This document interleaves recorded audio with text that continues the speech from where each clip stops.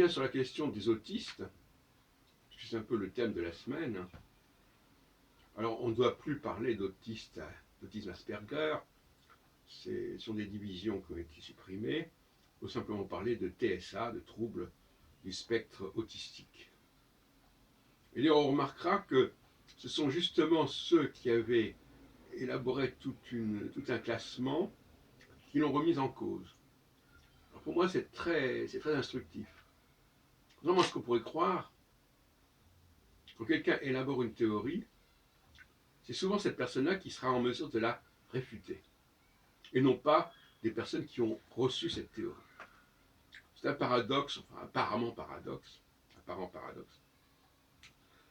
Le plus souvent, seuls les théoriciens sont capables de remettre en cause les théories, et leurs propres théories d'ailleurs éventuellement, ou de les reconstituer, alors que les personnes qui reçoivent, qui apprennent ces théories, en sont souvent incapables, car la pratique ne suffit pas à remettre en question la théorie.